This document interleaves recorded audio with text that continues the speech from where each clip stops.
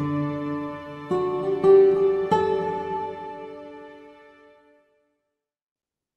welcome you po to our DA Bar online seminar titled Corn Open Pollinated Varieties and the Women Behind Cafe Baga. And I will introduce you to our speaker.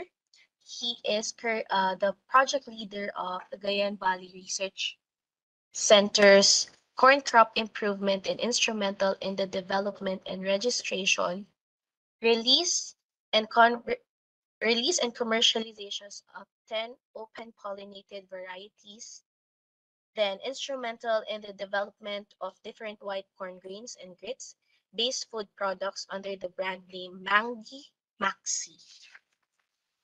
Ayan. Then he is also the Gawad Saka Regional Outstanding Agricultural Researcher, current year 2018.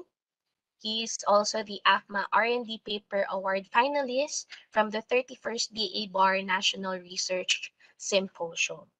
He is also the current member from 2004 up until the present on Corn and Sorghum Technical Working Group of the Department of Agriculture, Bureau of Plant Industry, National Seed Industry Council, and lastly, member of the Corn Germplasm Utilization through Advanced Research and Development, National Technical Working Group of Department of Agriculture, Bureau of Agricultural Research. So let us all welcome, and you may also give him a virtual round of applause to Mr. Roy Nick Y. Aquino. Good morning, Sir Roy. Magandang umaga po sa ating lahat. Good morning po. Pasensya nyo na po at nagkaroon po ng technical glitch po kanina. Actually, this is the first time na magkaroon po tayo ng virtual about dun sa tungkol dito sa corn open pollinated variety. And at the same time, itong month ng March, in celebration po sa Women's Month, itataon po natin itong ating na-develop na isang food product po na invoice process po nitong bagong food product or tinatawag po nilang kape baga po. Okay. By the way, as I introduced kanina, ito po, isa po akong corn researcher, corn breeder po dito sa Cagayan Valley Research Center. Dito po kami sa San Felipe, Ilagan, Isabela po. So, if you're interested to visit our station, our center, welcome po kayong lahat. Anytime po. Huwag niyo po gabi. Okay? So, okay, let me start po since about corn po itong unang i-discuss ko po. Siguro mag-amunumur tayo. Medyo tingnan natin yung history ng corn kung bakit nagkaroon tayo ng mais dito sa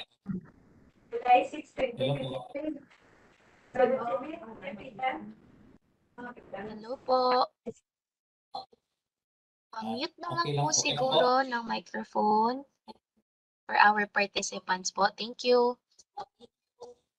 Okay, so actually ang corn during the galleon trade na sinasabi, siguro yung time nung panahon ni Columbus, di ba, nag-explore po siya, nag-ikot-ikot siya sa buong mundo. So actually ang center po ng origin ng mais, according to the studies po, is galing po sa Mexican highland po. And archaeological records suggest that yung domestication po, it began 6,000 years ago. So matagal-tagal na po yan. And nag-spread po siya around the world sa European countries noong 15th century. And then siguro nung time na yon nag-ikot-ikot na rin nag-ikot-ikot nung time ng Spanish po during the time ni Columbus. Siguro nagdala siya ng mga mabuto ng mais. Dinala niya sa iba't ibang countries. Ganun na din po sa Asian countries. Kaya po siguro tayo nagkaroon ng mais dito sa ating bansa, ano. And according to history, ang pinanggalingan daw po ng mais is ang origin po is yung sa tinatawag nating teosinte. So, na-domesticate po ang teosinte. Actually, ang scientific name po is Zea mais palmade lumis. Yan. So again, domesticated 9 years ago in southern Mexico. Intermediate form of landraces population adapted across Americas through specific microclimates and human uses. So yung nung una, na-domesticate po ito, and as time goes by, nagkaroon po tayo ng mga landraces. Siguro yung time na yon, nagkaroon ng siguro human selection hanggat nagkaroon tayo ng ganito yung bagong mga land races na sinasabi. And then siguro through breeding na rin, natuto na rin yung mga tao na mag-breed. Kaya tayo nagkaroon ng modern variety ng mais. Okay? So, ang mais, corn is second most important crop in the Philippines. Ang first important crop natin is yung sa rice, di ba? Yun yung sa pangunahing staple crop po ng Philippines, yung rice. Mga pangalawa po ang mais. So, sabi dito, about 14 million Filipinos prefer white corn as their main staple yellow corn. So, this accounts sa 50% po ang gamit po niya is for livestock mixed feeds. So, nakita ko po ito sa Philippine Yellow Corn Industry Roadmap. So, ang gamit po ng mais is for food, feeds, planting materials, and other industrial uses. So, actually, hindi naman po tayo nag-export. So, isa sana yun na gamit po ng mais, pero nag-import pa nga tayo kung tutuusin. So sa whole grain, makikita po natin ang gamit po ng whole grain is for feeds. So kung pang feeds, ginagamit po ito sa poultry feeds, livestock feeds. So another use of whole grain maize is for food. So nandiyan po yung boiled grilled corn. Kung alam niyo yung boiled grilled corn, ito po yung nilalaga or nilalaga ito at the same time yung ginigrill yung anong tawag po sa Tagalog yung grill. Okay, so yun po. And then another is yung canned corn. Kung alam niyo yung canned corn, yung let's say yung ano ba yung canned corn na variety, yung sweet corn, yung baby corn, yan. Nakalagay po yan sa dilata. Yung vegetable corn naman, of course, yun yung sa baby corn. Pickled corn, at the same time, yung chicha corn, kung alam niyo yung cornic na another term for chicha corn is yung sa cornic. Yung po yung isa sa kinakain natin. Actually, yung cornic, ang variety ng mais na ginagamit doon is yung glutinous corn. Okay? So ito, another is yung popcorn. Ito yung favorite snack po ng mga tao. Kung halimbawa, nanonood sila ng sine, ito lagi yung favorite snack po nila, yung popcorn. And another is yung sa roasted corn, coffee. Okay, yan po yung ating i-discuss mamaya, yung kape bagga, ano. Actually, yung kape bagga, yung local term po namin dito sa Region 2. Lalo na dun sa mga dialect, yung sa mga iba tribe. And another is yung sa planting materials, of course, yun yung OPV seeds. Actually, i-discuss ko po itong OPV seeds later on. And yung F1 seeds, ito po yung hybrid seeds na ginagamit po natin, tinatanim po natin. Okay, so another part of the corn grain is yung sa endosperm. Ito naman po yung, let's say, yung ginagamit ko sa steamed grits. Ito po yung tawag ito, yung sinasaing. Kung steamed grits, ibig sabihin yung parang kanin po na sinasaing din ito. Dun sa kumakain po ng mais, ganito po yung klase ng pagluto nila, steam or yung parang sa kanin po ng palay. Okay? And then yung porridge, yan, ginagamit yan sa mais din for food, pastries, beverages, chips, kung meron kayo natin na kinakain na corn chips, yan. So pwede din siya sa noodles. And again, dun sa industrial uses naman po is ginagamit po ang part nitong mais for bioethanol, another substitute po ng fuel. And then sa food containers, yan po. So yung germ naman po niya, ginagamit po ito for yung sa vitamin carriers, cooking oil, kung nakikita niyo sa mga grocery store, meron tayong nabibiling cooking oil, corn oil, nasasabi, sa margarine, mga shortenings, nagamit po sa pagtimpla po ng mga pagkain nito, sa mayonnaise, yan po. And then sa industrial naman po, yung mga soluble oils, tingnan mo, insecticides, ginagamit din po ito. Linelium, preventives, tanning agents, and yung sa textiles. Sa stover naman po, ito yung buong mais. Nandun yung bunga, nandun yung leaves, yung stem. Ayan po. So, ginagamit po ito, yung pine-ferment po ito yung using yung term nila na silage po, silage. Ang silage kasi isa na yun sa isang very popular na ginagamit na mais dito sa amin sa Region 2. Yun po yung pinapakain sa mga baka, ganun po. So meron po tayong machine na nag-harvest yan. Icha-chop niya po yung mga parts ng mais, and then ayan po, piniferment nila, then yun po yung ipapakain po sa mga livestock po, sa baka. And at the same time, yung dried silage. So, yan po. Actually, itong sa silage, usually ang age ng mais dito is nasa, let's say, 70 to 80 days after planting. Ganun po yung age ng mais. So, wala po silang sinasayang yan. Pati bunga po, talagang sinachap po using yung machine. Okay. So sa industrial uses po is ginagamit din ito na maging organic fertilizer, polishing materials, liquid speed recovery, dust absorbent, mechanical board, cosmetic powders. Ayan po. Doon naman po sa husk, yung balat ng mismong bunga ng mais,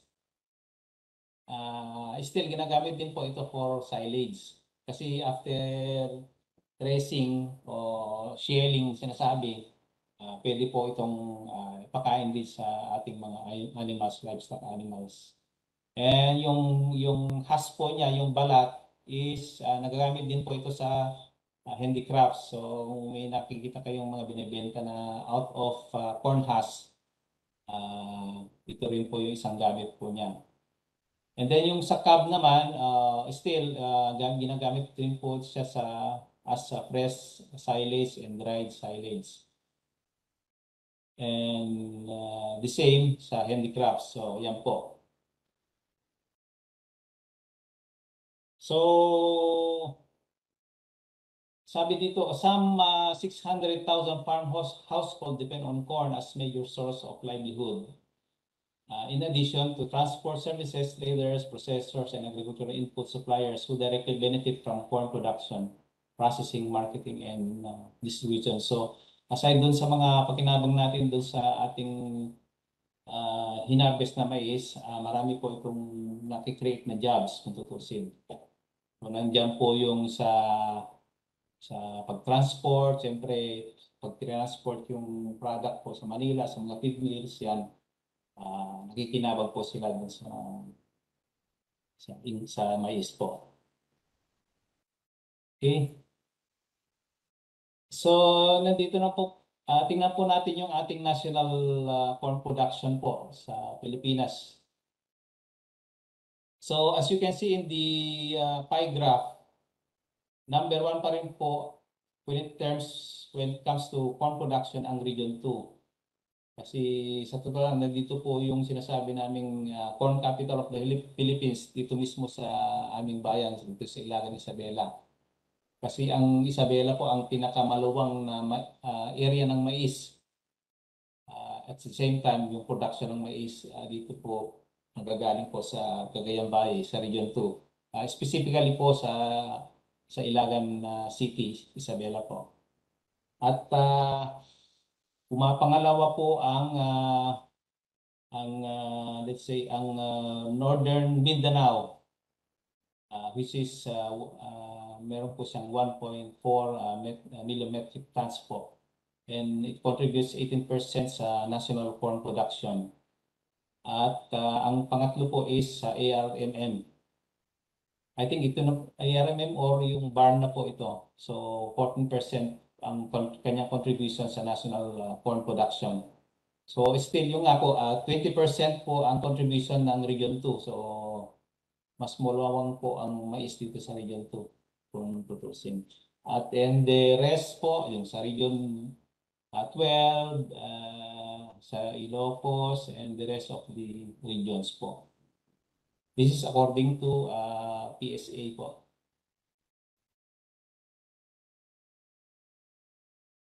When it comes to national corn area and yield, of course, since nasa Region 2 po yung pinaka malaking corn production, tayo po ang number 1 when it comes to area ano po. But at sinusundan po ito ng Region 12, Region 10 at saka ARMM. Bali, kung titignan po natin, when it comes to yield po, mataas nga po ang yield ang production area ng Region 2, pero when it comes to yield, mas mataas po ang tawag dito, ang Region 1 and 3. Bakit po? Siguro magtataka kayo, bakit mas maluwang ang Region 2 when it comes to yield per hectare, mas mataas po ang Region 1 and 3. Kasi po ang kasanayan po ang ginagawa po, ang practice po nila dito is yung rice base po yung kanilang corn area po. So corn after rice po yung practice. So usually maliit lang po yung kanilang area for corn po dito, at the same time napapatubigan po nila ito kung medyo kulang po yung ang ulan, pwede nilang patubigan ito kasi nakalagay po sa silong po yung kanilang mga corn area. So manageable po para sa kanila po. So sa isang farmer siguro baka isang hektarya, ganun lang po yung tinatamnan po nila. So very manageable po sa kanila. Samantalang dito sa Region 2, luwang-luwang po ng mais. So actually ang Region 2 po, ang corn areas po natin nasa river flood prone areas. Ibig sabihin yung area na yon is nababaha po. Actually, tabi lang po ng ilog. Pag umapaw pong ilog, talagang nababaha po yan. Saka meron tayong tinatawag na upland areas, upland areas na kung saan, naman yun, yung mga areas na yun is nasa rolling areas kako sana. Pero kung sakaling walang ulan, yun ang problema. Hindi po nila napapatubigan yon. So yun po yung areas po ng mais dito sa Region 2, at meron din po yung broad plains. So yun po. So river flood prone, broad plains, saka hilly areas po yung mga corn areas po natin dito sa Region 2. Kaya po siguro nakakakayo napakaluwang kasi pati nga mismo bundok nakakamnan na rin. Although yung nga pinagbabawal na po ng DNR, meron pong parang inilabas na parang resolution na depende po sa slope ng area ng bundok, yun na po pwedeng tamnan ng mais. So yun po. And ang effective area utilization ng bawat variety po is according sa data po natin sa Philippine Yellow Corn Industry Roadmap, ang mas maraming percentage po ng ginagamit po is yung sa GM crops. GM o yung BT corn na sinasabi, yung mga genetically modified hybrid corn. Actually, majority po ng mais dito sa Pilipinas, talaga yan po yung ginagamit.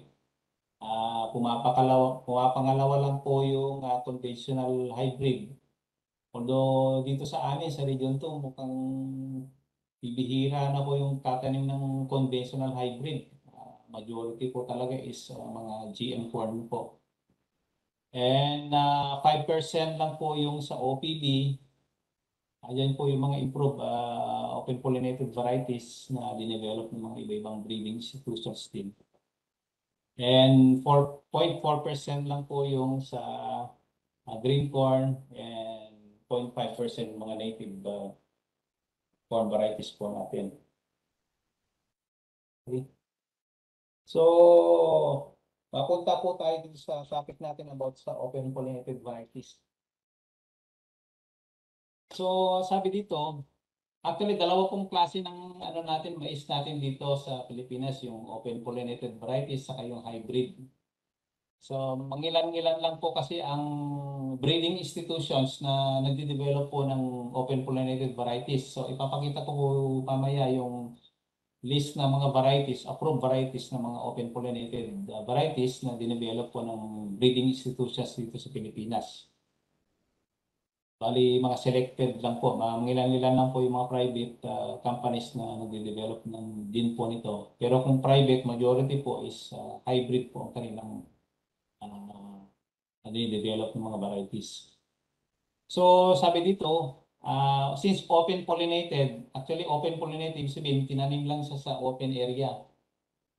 Walang, importante, ang open pollinated kasi, para maging true to type siya o yung sabi nating pure, maging pure, huwag lang ninyo ihalo sa ibang variety.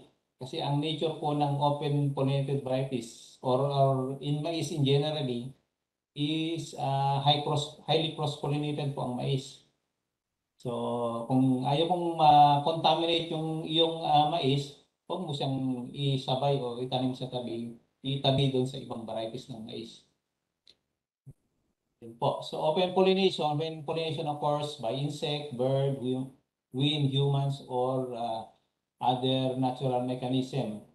So actually, ang open pollination, kahit lalo kahit anong crop po yan, ang source po ng pollination, yung nagtatransmit po ng pollen is through insect, bird, winds, human. Ang mais daw po sabi kahit 100 meters, kayang-kaya po pa rin ng pollen ng mais kasi very light lang po yung pollen kasi. So yan. So, sabi dito, because there are no restrictions on the flow of pollen between individuals, open pollinated are more genetically diverse. So, yan po. Actually, ang open pollinated po is very diverse po. Nandyan po yung iba-ibang traits na makikita mo sa isang open pollinated varieties. So, i-detalye ko po yan mamaya. And then a greater amount of variation within plant population which allows plants to slowly adapt a local growing condition and climate year to year as long as pollen is not shared between varieties within the same species. So, na-mention po ito kanina. And seed produce will remain true to type after year after year. Yan. So, magiging true to type lang siya basta hindi po siya mag-contaminate ng ibang variety. Okay? So sabi dito, OPVs are broad population of many related plants. So isang population, magkakamag-anak po yan. Kung tinanim mo ang isang OPV, magkakamag-anak po yan. So, ibig sabihin, yung magpipinsan, parang tao din magpipinsan, siguro may uncle siya, may auntie, mga ganun po. So, nagkakaroon ng basta isang population, bali isang family yan na closely related po silang lahat. And then pollination of the plants in seed field is not controlled. So pollination, ibig sabihin, open po siya, hindi mo pwedeng i-control yung pollination not unless kung nag-maintain ka ng breeder seeds na sinasabi. Nag-maintain mo yung variety mo para sa ganun magiging genetically pure siya. And OPB can be taught as extended family with members having similar related characteristics. So yan po. Yet, there will be some extreme within the family. So parang tao din yan na merong magkakaibang ugali pero may distinct characteristics na pare-pares po sila. So sabi dito, pero meron yung mga extreme na makikita ka rin doon sa family na yon na kung saan yun po yung pagkakaiba ng bawat individual doon sa plant population ng isang OPB.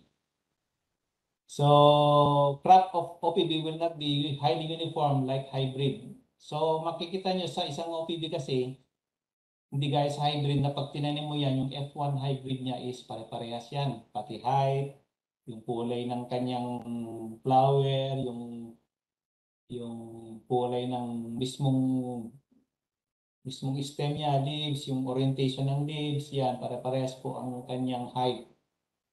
Samantalang ang OPB, up and down yan. So, may illustration tayo mamaya tungkol dyan.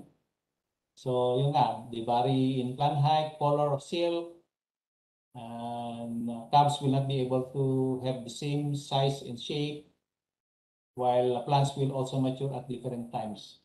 Yan po yung distinction ng ating open pollinated varieties. So ang OPB, farmers who have grown maize and retained the seeds from year to year are growing OPBs of their own selection. Actually sa OPB kasi, ang kagandahan po kasi ng OPB, pwede mo siyang itanim ng kahit ilang beses. Hindi gaya sa hybrid, pag tinanim mo yan, hindi mo na pwedeng itanim ulit yung magiging harvest mo dun sa F1 na yun. Yung F2 niya, hindi mo na pwedeng itanim. Pwede mo siyang itanim, pero you will not expect na yung yield mo doon sa unang tinanim mo na F1 is ganun din yung magiging yield mo. Hindi po. Hindi na po. Bababa na po yan yung kanyang yield. Saka you will expect parang OPB na rin po yan na up and down po yung kanyang height.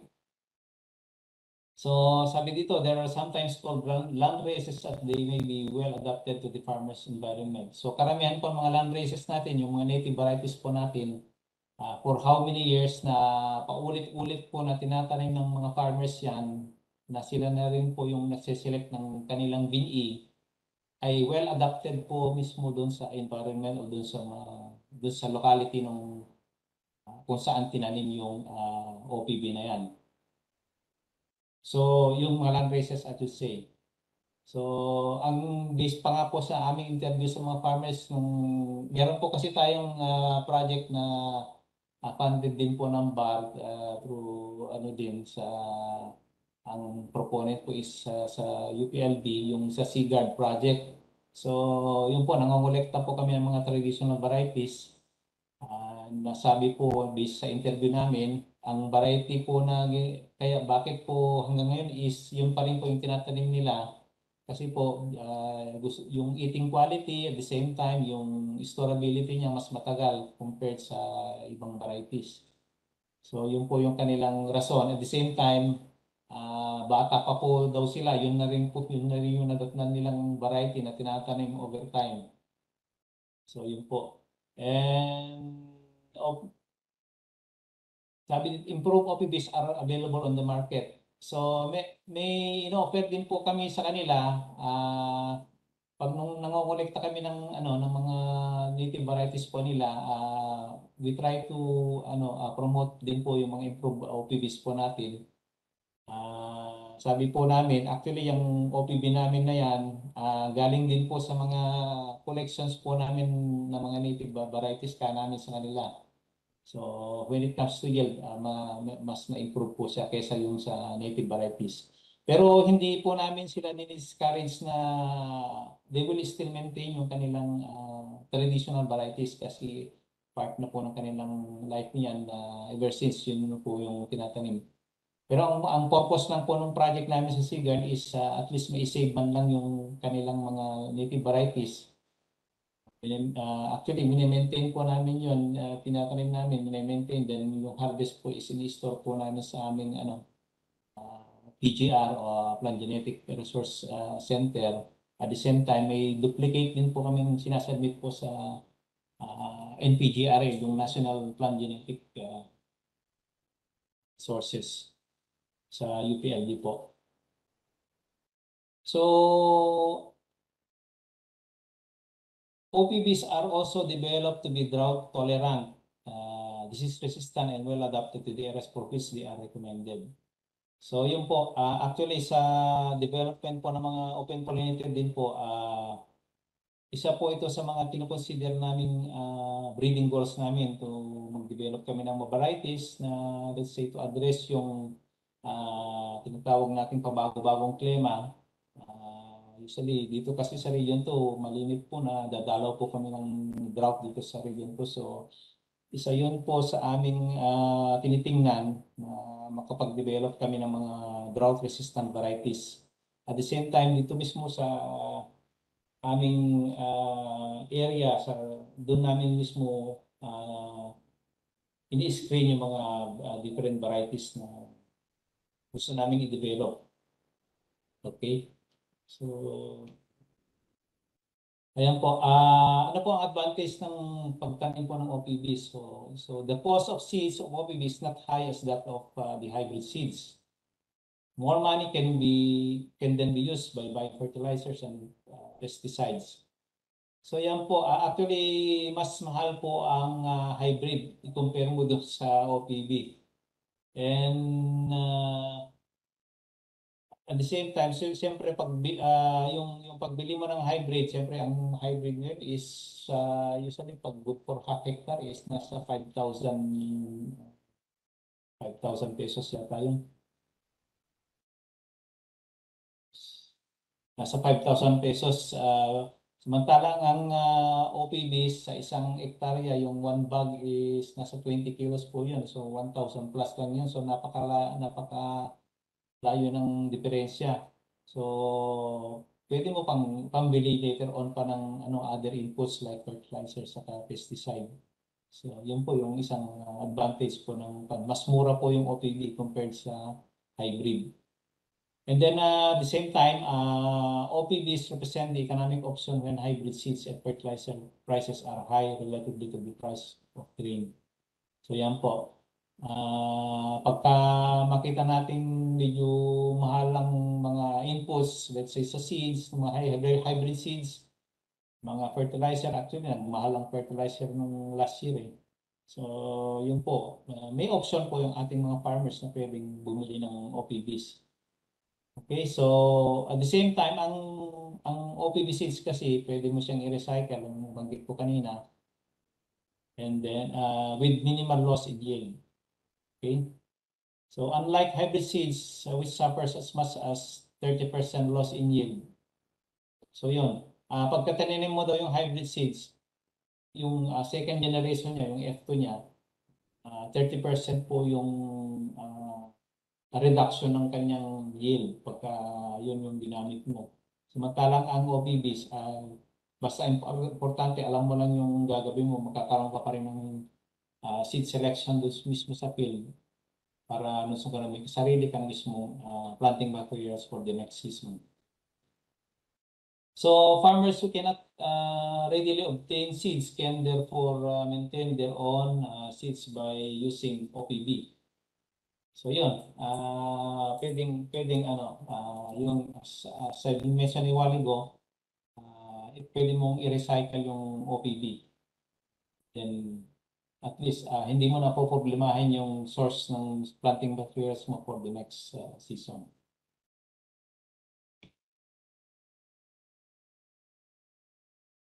So sabi dito, located in low potential environment cannot afford extra input to justify the cost of hybrids. OPBs are good alternative.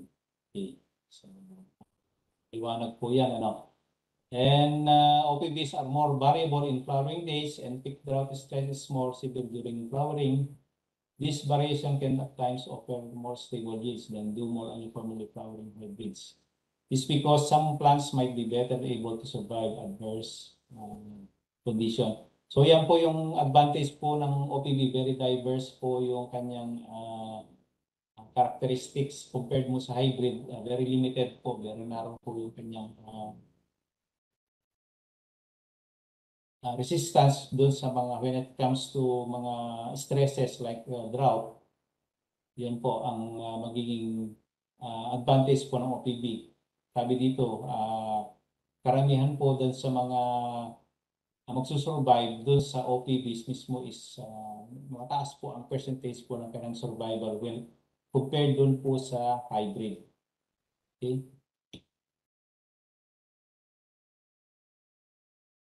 Another is farmers who live far from retail shops can recycle seeds from certified OPBs for a maximum of 3 years. So sabi dito 3 years. Maximum of 3 years, pwede mong paulit-ulit na gamitin yung OPB. And then without significant yield loss if they are carefully to avoid contamination of pollen from neighboring fields. Basta importante, wala siyang kasabay na ibang varieties para ma-avoid mo yung contamination o para hindi ma-cross-pollinate from other varieties. Yan, makita nyo dyan sa mga pictures, yan yung pinili po ng mga farmers mismo sa field.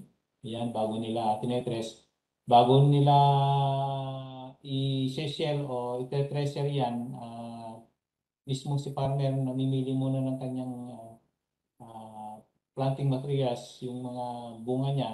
Siyempre, yung pag-select po nila is depende po dun sa gusto nilang appearance ng mais.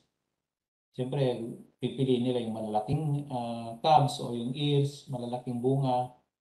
Depende kung titingnan din nila yung, kung halimbawa, magiging pure yung bunga niya. Baka mamaya maraming halong ibang variety. Alangan yun yung pipili nila. Siyempre, titingnan nila yung mismong appearance o dapat depende dun sa varietal description ng kanilang tinanim na variety na o kaya OPB. Yan.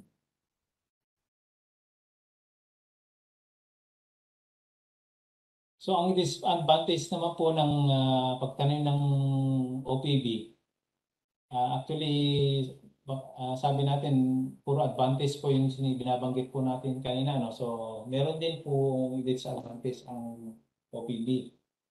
So sabi dito, the yield potential of OPB is typically 10 to 25% lower than that of the hybrid.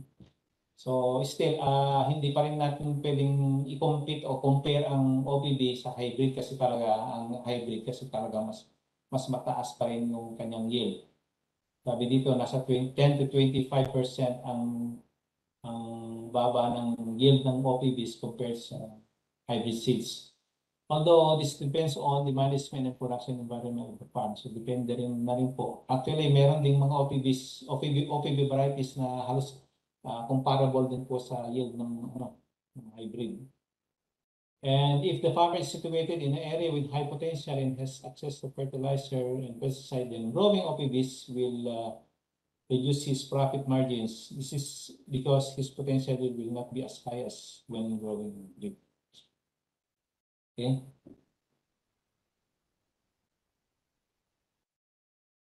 Another is OPBs may not be color, maturity, and characteristics leading to less aesthetically pleasing harvest. This could be the potential impact of the price of the grain if it is sold. So yun po, sabi po natin kanina na ang OPB talaga hindi mo pwedeng masabi na yung kanilang appearance is magiging pare-parehas, hindi kaya dun sa sa hybrid. So makikita mo hindi uniform ang color, maturity, yung sabi ko na yung pati yung height mismo hindi yan pare-parehas, yan po yung at the same time pag nag-mature yan hindi rin yan pare-parehas na nagmamature, so kailangan antayin mo yung ibang nandun sa mismong field kailangan tayo muna pare-pares silang mag-mature para minsama mo siyang i-harvest. So this lack of uniformity may lead to difficulties in carrying out the certain operations such as harvesting, especially when using combined harvester. So yan po yung isang disadvantage naman po. Sabi ko kanina, hindi po pare-pares ang maturity, so kailangan antayin mo talaga na halos majority na po para sa ganun. Pagka mechanized harvester yung gagamitin mo, hindi gaya po sa hybrid na talaga pag nag-mature yan, pare-pares po yan na maturity base po ng kanyang pag-harvest. So, siguro ito yung isang brief explanation doon sa difference between OPB corn and hybrid corn. So, yung OPB produce seed through to type if they are allowed to cross-pollinate only with other plants of the same variety. So, yun nga OPB. May tendency yan na nagko-cross sila na pare-parehas within the population. And then, pagka hinarvest mo yung open pollinated varieties, nakikita nyo dito sa diagram, pag tinanim mo yung seeds niyan, you will expect na ganito yung magiging height niya, up and down. So, kasi yung source ng male parent nito na nag-cross dito sa OPB na ito is galing dun sa isang population din na siyempre yung nga sabi natin very diverse po expected na iba-iba yung nagiging parents o source ng pollen nito. So expected na pag tinanim mo ito hindi pare-parehas. So makita mo yan yung ultimo yung height niya may mataas, may matangkad, may panda. Tapos yung height ng kanyang bunga hindi pare-parehas. So yan ang in-expect mo sa OPB. Matalang pag hybrid, ito yung produce between two different inbred lines. Ibig sabihin yung inbred lines, itong dalawang inbred na ito is hindi sila related. Ito kasi magkakapamilya ito kaya ganito yung naging itsura nung mais ng kanyang progeny. Samantalang itong dalawang inbred hindi sila kamag-anak. Nung krinos mo doon sa isang inbred, yung inbred A, ang source ng pollen nito is yung inbred B, isang klase ng inbred ng mais. Pagka pinollinate mo dyan, so at least iisang klase lang na inbred o na parents ang pinanggalingan ng pollen na hindi sila magkamag-anak. And then pagka hinarvest mo yan, galing dito sa inbred A, kinarvest mo yung kanyang bunga, yun yung magiging F1 seeds, yung sinasabi nila, yung binibenta na mismo dyan sa market, F1 seeds. So ito po yung sinasabi nating single cross hybrid. Single cross, ibig sabihin kasi yun yung term natin pagka isang inbred dalawang inbred ang pinag-asawa mo na hindi sila related. Okay? Galing sa dalawang inbred. So yan po, pagka tinanim mo yan, itong F1 seeds niya, di gaya dito sa OBBs, pare-parehas po yung tindig ng kanilang itsura ng kanilang mais later on. Another is ito, pagka-hybrid seeds, yun nga, sabi ko kanina, very uniform po ang kanyang growth. As compared sa OPB, hindi po uniform, may mataas, may bababa, yan po yung maging itsura niyan.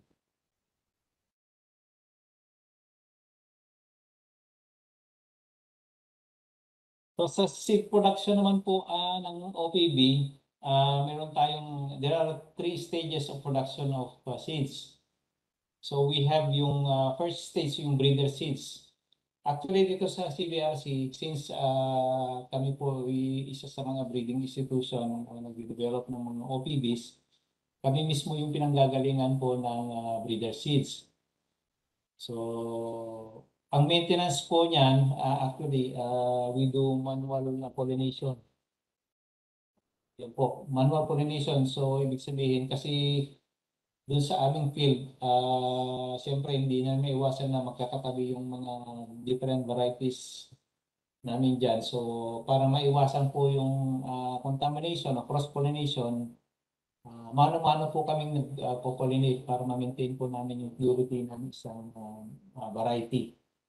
So, mostly, marami po kaming minimaintain ng mga breeder seeds dito ng mga iba-ibang varieties. Yung po yung mga NSIC approved varieties na rin na pumasa na po sa NSIC at the same time yung mga iba-ibang promising varieties namin na pwedeng magiging variety later on for multi-location testing. So since yung nga po manual pollination o manual maintenance po ang aming ginagamit dito, ang ginagawa para nung sa ganun to avoid contamination. And then from breeder seeds, pinapasa po namin sa seed production po ito. So may isang section po kami dito sa aming center, sa station na kung saan sila po yung mag-produce po ng foundation seeds. Actually, yung foundation seeds, galing po yan sa breeder seeds. So, pag tinanim mo yung breeder seeds, ang magiging progeny nun o magiging output nun is magiging foundation seeds po yun. So, yun po. So, may isang, sabi ko kanina, may isang section po kami dito sa CBRC na kung saan sila mismo yung in charge ng mag-produce ng foundation seeds. Hanggang foundation seed, registered seeds. So hanggang doon yung seed class na aming pinoproduce. So yung foundation seeds, actually, yun yung mga binibigay po namin sa mga seed growers po namin. So yun po. Then from seed grower, pag tinanim nila yung foundation seeds, maging registered seeds, yun yung pwede nilang ibenta later on sa mga farmers din po, mga clients po nila. So yun po. At the same time, yung sa third stage, yung seed modification is called yung sa from registered magiging ano na yan, certified seeds. So yun na po yung sa seed companies, mga contract farmers to produce certified seeds. So yun yung mga seed growers po natin. And farmers need to register with the government. So dapat yung mga nagpo-produce ng mga seed growers, dapat accredited din po nila yan. So let's say dito sa ang regulatory po natin is yung sa BBI. So dapat nag-train po sila about sa seed production, at the same time magpa-accredit po sila sa Bureau of Plant Industry through sa National Seed Quality Control Services. So yan po. So kailangan pagka seed grower ka, pati na rin po sa amin, we should ensure we should comply with the standards set by the Bureau of Plant Industry. Sa ganun, papasa po sa seed laboratory test yung aming mga seeds na sinasubmit na mga samples. And then pag pumasa po, usually, binibigyan po kami ng NSQCS ng label. Depende po kung anong source nung let's say from breeder, naging foundation siya. So ang ibibigay po nila is yung sa tag ng foundation seeds. Then pag tinanim yung foundation, pag pumasa, bibigyan ka ng registered seeds na registered na label. Kulay green yata yun. Ang breeder seeds pala, ang kulay ng breeder seeds is puti. Yung foundation is yung kulay red na label. Yung registered is green. And then yung sa certified is, I think, blue po yun. Blue yung kulay ng label po niya. Yun po is, pagka yun po, nagsiseed sample po yung mga seed inspector. And actually, ang role ng seed inspector, from planting to harvesting, in-inspect po nila yan para at least sinisiguro nila na pinapalo po namin yung seed standard na sinet po nila. So yan po. Hindi po basta-basta kami na lang po yung nag-produce, then sinabit namin, hindi po. Talagang binabantayan po ng staff ng NSQC po, CS po yung aming seed production po. Yun po. So dito naman, may mga ilang tips po tayo na kung gusto nating mag-maintain ng ating planting materials sa mga OPBs. Diba, galing dito sa amin yung planting materials nyo, tinanim ninyo, kung gusto nyo mag-maintain ng seeds po ninyo for the next, ang gagawin lang po ninyo is mag-select po kayo ng 200 kung pwede pa, kahit 500 ears. The more na number of years na mapipili nyo, the more na mas makita nyo yung kanyang varietal purity. Maganda yung mas diverse po yung selection pagka mas marami po kayong mapipiling mga years within the area. Halimbawa, sa isang hektarya, kung pwede doon kayo sa gitna po mag-select. Okay?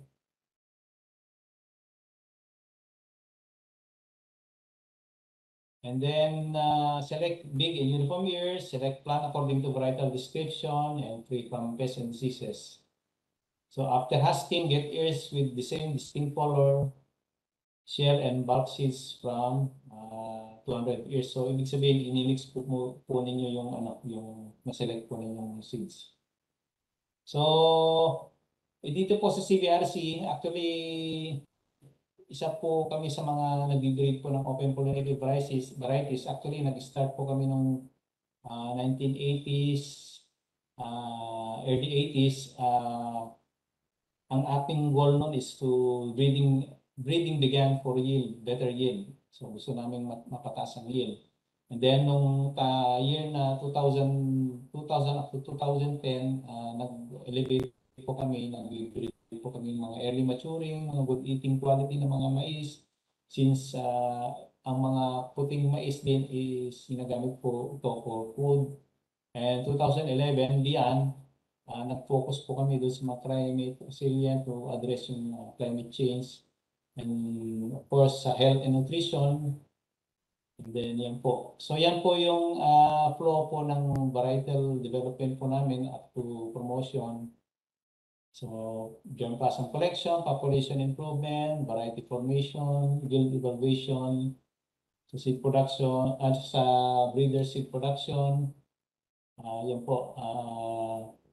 And then yung mga na-develop namin mga varieties, we will submit it for national testing sa NCT. Then we do variety promotion, mga techno-demo, commercialization. And we do this formal seed system and yung mga training mga seed growers. So sabi dito, breeding depends on prevailing market preference. Yan po yung magiging breeding objective natin. So existing environment issue, kung halimbawa we want to develop a drought-resistant varieties, waterlogging, and kung ano po yung kailangan ng mga farmers, kung varieties with wide genetic base. So ito po yung mga list ng NSIC registered varieties po natin. Actually, hindi lang po ako nag-focus sa mga OPDs po namin na na-develop kasi so yan po yung mga highlighted po is yan po yung mga varieties po na na-develop namin since 2004. And then dun sa mga ibang varieties din na develop ng mga iba-ibang seed companies, let's say yung mga bioseed, meron din po silang OPDs na develop noong 2010. Yan po, sa USM, sa IPB, meron din po silang OPB developed varieties. Mga NSIC approved varieties na po ito, napapasadaan ko na lang po. Yan. Sa USM din po, meron din silang OPB varieties. Yan. So, sa IPB, and then yung mga private companies, Far East, meron din. Sa MMSU, sa Mariano Marcos State Universities, meron po silang varieties din na develop ng mga OPVs. And so forth and so on sa IPD din po. So, yun po. So, ito po yung price po namin na sinet ito ng BPI. So, may pinapalo po kami mga prices. Yan po. So, per kilo po ito, 102 per kilo ng white plain, glutinous 125, yellow 70. So, depende po sa seed class. Yan po. So, I think yun po muna ang aking discussion about sa OP-based.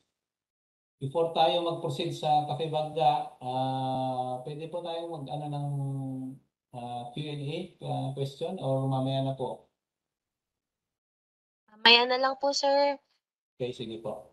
Thank you po. So, in connection po dun sa ating isang topic mamaya about dun sa Cafe Bagga, tinatawag po natin ito sa Women's Month celebration since this is a venue to highlight women's achievements and discussion continuing and emerging women empowerment and gender issues, gender equality issues and concern and challenges, commitments. Yan. So sinaselebrate po natin ang National Women's Month from March 1 to 31. So yan po, Women Behind Cafe, yan po yung ating isang discuss po. Actually, napakalaking role po ng women dito sa pag-process po nitong Cafe Bagga. So, I will be showing later on yung video tungkol dito sa Cafe Bagga. So, meron po tayong isang organization po na na kung saan sila po yung nag-adapt po dito sa ating food product na develop po dito sa CBRC through the project funded by the EBAR. Ito po yung title ng project, yung Enhancement of Developed Food Products from CBRC, Open Pollinated White and Pigmented Corn in Region 2. So actually, itong Cafe Bagga po, isa lang po ito sa mga na-develop naming product. Meron din po tayong pansi. Yung pansi, ibig sabihin yung mga noodles, corn noodles po ito. Meron po tayong cracknick. Yung cracknick, parang cornick version din po ito na kung saan ang pagkaiba lang po dun sa cornick na nabibenta is ito po yung crack po ito. Na crack. So then, pinrasis din po as parang cornick po. So ang trademark po namin, napa-IPO po namin ito under the trademark of Manimaxi. Okay, so yan po yung IPO registration niya po. And then, nung naka-develop po kami ng mga products, nagtawag po kami ng mga organizations, mga FCA na pwedeng mag-adapt po ng mga products na ito. So, trinain po namin sila. Isa na rin po dyan yung sa SM Glow na nag-participate po rito noon sa training na nakandak po noong 2017. So, hindi matagal na po ito. So, yan po. Actually, ito po yung procedure ng paano paggawa ng Cafe Bagga. Actually, ito yung isang traditional drinks. Itong Cafe Bagga po, matagal na po itong isang practice po ng mga sinaunang mga tradition po na ginagawa. Actually, yung father ko po, lumaki din po sa pagtatanim po ng mais. So, ito po yung kanilang pinaka-kape kung saan niroros po nila yung corn grits. So, actually, may video po tayo dito mamaya. So, traditional breakfast drink from Cagayan Valley region, particularly in the northern parts of Isabela and Cagayan province. So, it is made from pan-roasted purple and glutinous corn, which is rich in protein and low glycemic index. Yan. So, may video po tayo dito. Pwede ko pong ipapayusan nyo.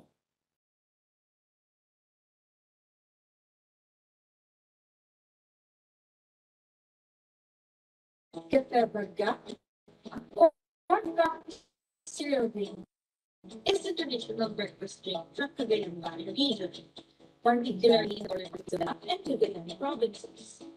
It is made from pan-roasted purple and glutinous corn, which is rich in protein and low in glycemic index. Ako po si Lourdes Ravela, member po ng ISMASPAT saka SM Glow po na gumagawa ng white corn coffee ng Cafe Bagga po. Gawa po sa puti na mais. And yun po yung tinuro po ng CBRC Laga. Nagpapasalamat po ako kasi dahil sa tinuro nila, isa sa pagkukuhanan po ng pang-araw-araw. Yung kape baga po namin, kung saan ako nakakarating sa Cavite, Batangas, sa Manila, kung saan-saan po.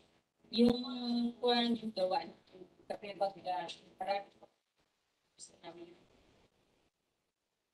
Kaso, alam niyo naman, gusto po namin magpatulong ulit kung kinakailangan po yung mga packaging po. Kasi medyo kuwan pa yung packaging namin. Kulang pa po yung para hindi kami mahirapan. Hirap pa rin kami po sa kuwan sa pag wala kami sa Magandang araw sa Coffee and Pagkakalang, manager of the CBRC Multipurpose Cooperative. Ako po ay 24 years ng empleyado dito sa po.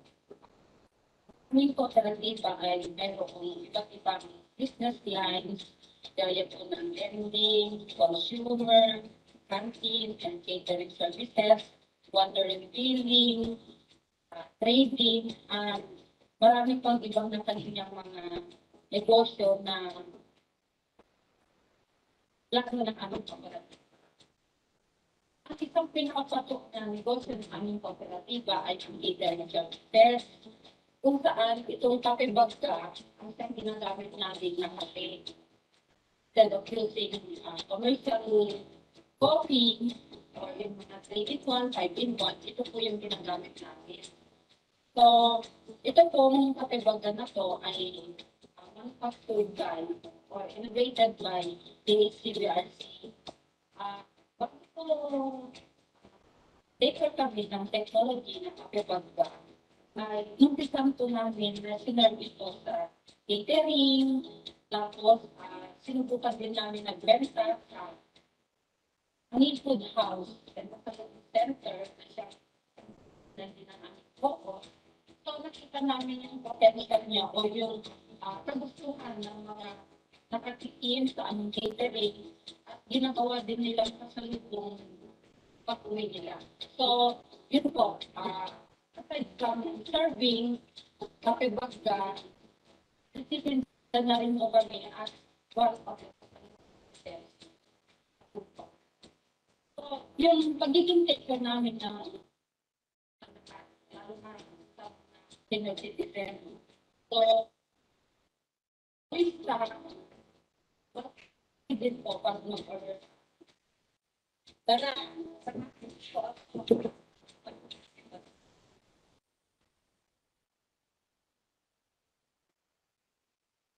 Step 1. Select, read, and clean the corn bits. Make sure to remove small stones and other corn materials that may be frozen from your bits. Next is to roast 1 kilogram of corn bits over low to medium heat for at least 30 minutes. Stir the bits.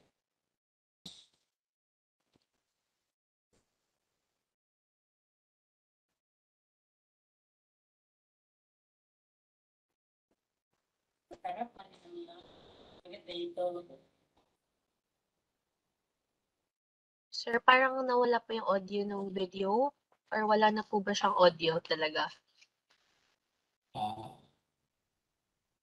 May audio naman po dito kanina, ma'am. Sige. Anyway, to end my presentation, meron po tayong isang quote coming from the former First Lady of the United States.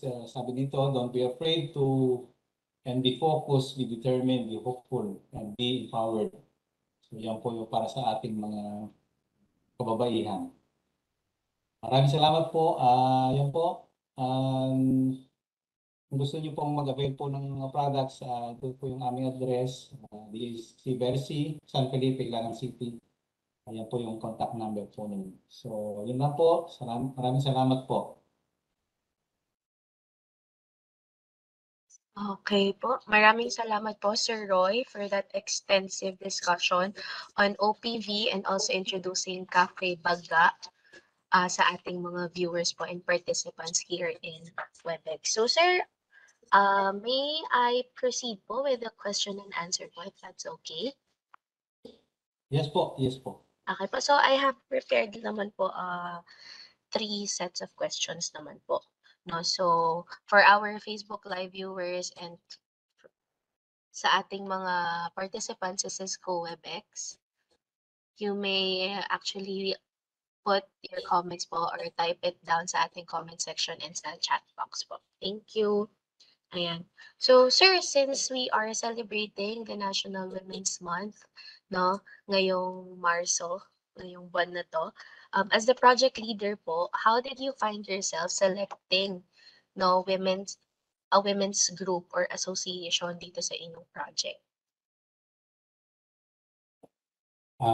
Okay, ulit po. How did you... How did you find yourself po, no, selecting a women's group for your project po? Ano po yung naging basis nyo? Bakit sila po yung okay. napili nyo? Apo.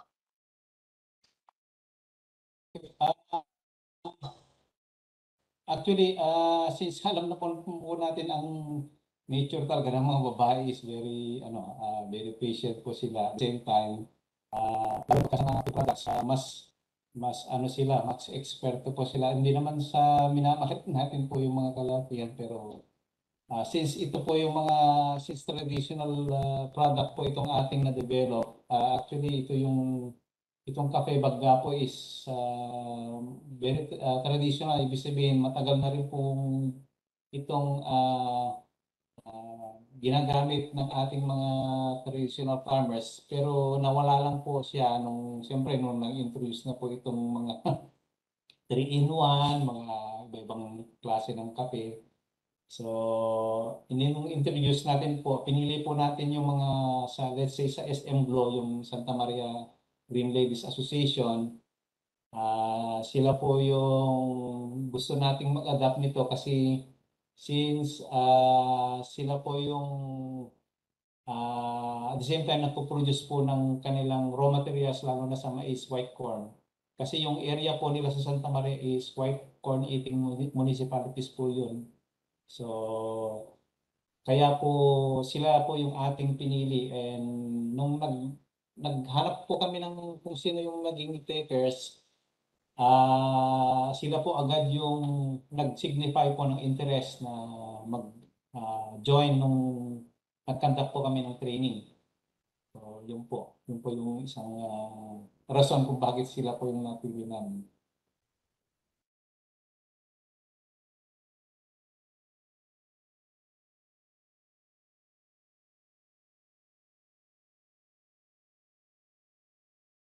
It's very evident Yes. din naman po no, na Yes po. nakikita natin yung significant role talaga ng mga kababaihan sa agricultural sector. So, thank you po no for giving them the opportunity to be part po. of your project, sir.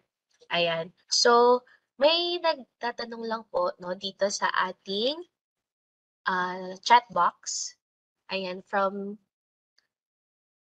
Agritech Steph Agapay from OPA PLGU Nueva Ecija. So, DTI registered na po ba ang mga products na binibenta nyo? And HACCP certified na rin po ba ang mga ito for consumer safety? Actually po, doon sa pag-register po ng aming nung pina-trademark po namin itong aming mga products na develop from the trademark Mangimaxi. Dumaan po ito sa DTI, and at the same time napa-IPO po namin ito. So nakita niyo po yung pinesent ko kanina. Pero doon sa HSCCP certification, hindi pa po kami dumaan po sa ganung certification po. So, yun lang po. IPO through DTI po siya dumaan muna. So, ganun po. Thank you po. Pero I hope depende po sa ano later on kung sino yung mag-a-adapt po na mga actually na in-adapt na po ng aming cooperative din po ito sa yung last na nagsalita po kanina. Depende na po sa kanila kung gusto na later on certify po sa HACCP po. Doon po siguro natin later on ipupursige yung ganong certification po. okay po. Thank you, sir. So I hope that answered po your question, sir or Ma'am Steph, if I'm not mistaken po. Thank you. Ayan. So, sir, for my next question naman po, kasi you've mentioned po na makikita yung mga products or nabebenta na siya sa CDRC. Tama po?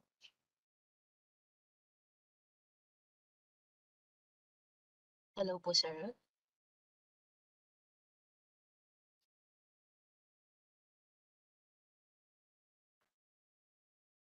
Hello po, sir. Sir Roy. You're cutting out po.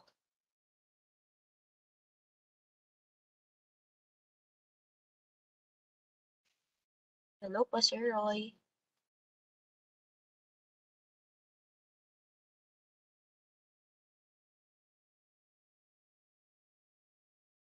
Ayan. Hello po, sir.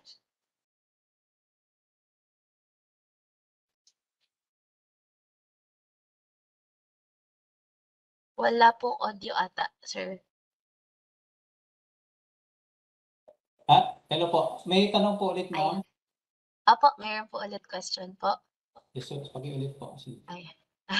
Sir, you've mentioned po kasi kanina doon sa presentation nyo na yung products po ng yung cafe baga, it can be purchased in CVRC.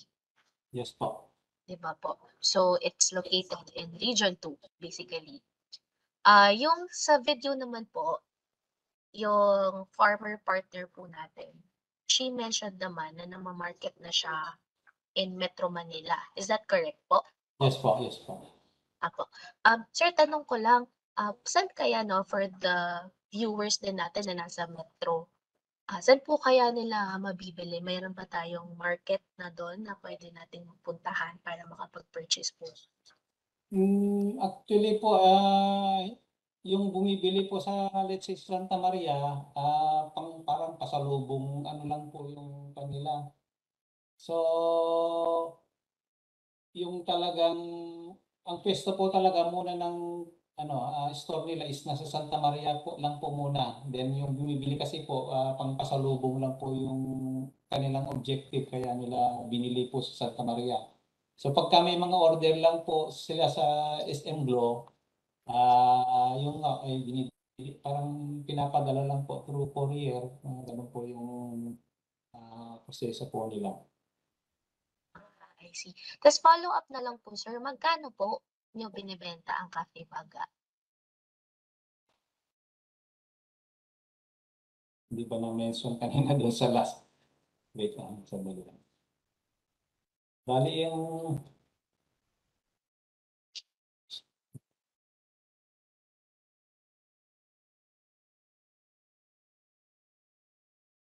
okay, i-message ko na lang po kayo mamaya, ma'am.